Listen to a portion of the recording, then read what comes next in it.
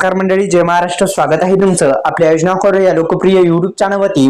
तर मित्रांनो, पीएम किसान योजनेचा जो 19वा हप्ता आहे तो 19वा हप्ता अखेर शेतकऱ्यांच्या बँक खात्यामध्ये जमा होण्यास सुरुवात झालेली आहे आणि थेट डीबीटीद्वारे शेतकऱ्यांच्या आधार संलग्न बँकेमध्ये हे पैसे पडण्यास सुरुवात झालेली आहे. ही एक आनंदाची बातमी शेतकरी बांधवांसाठी आहे आणि अखेर 24 फेब्रुवारीचा दिवस उजाडलेला आहे आणि 19वा हप्ता आता शेतकऱ्यांच्या बँक खात्यामध्ये जमा होण्यास सुरुवात झालेली आहे.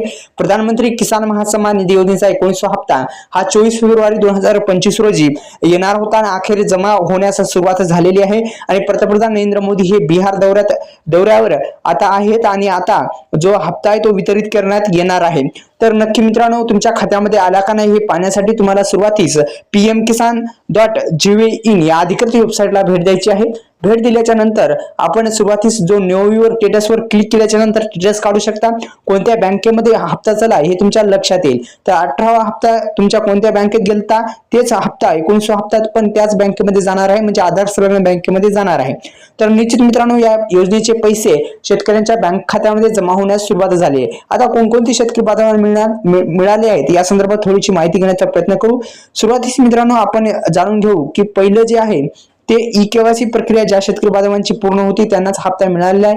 दुसरा म्हणजे लँड सीडिंग चा प्रॉब्लेम ज्यांचा होता त्यांना यस होता त्यांनाच मिळालेला आहे, म्हणजे नो जर असेल तर त्यांना हप्ता मिळाला नाही. ज्यांची ई-केवायसी प्रक्रिया पूर्ण नव्हती त्यांना हप्ता मिळाला नाही. दुसरं म्हणजे त्यांना 18वा हप्ता कोणाला मिळाला नाही त्यांना पण 19वा हप्ता मिळणार नाही, त्यांच्या खात्यामध्ये क्रेडिट होणार नाही किंवा येणारच नाही. कारण की 18वा हप्ता भेटलाच नसेल तर 19वा हप्ता कसा भेटणार, काय प्रॉब्लेम तर असणारच आणि तो प्रॉब्लेम दुरुस्त केला तरच 19वा हप्ता तुमच्या खात्यामध्ये येणार आहे. तर निश्चित मित्रांनो, असं 1 2 3 प्रॉब्लेम जे आहेत तिन्ही मुख्य प्रॉब्लेम दुरुस्त करा.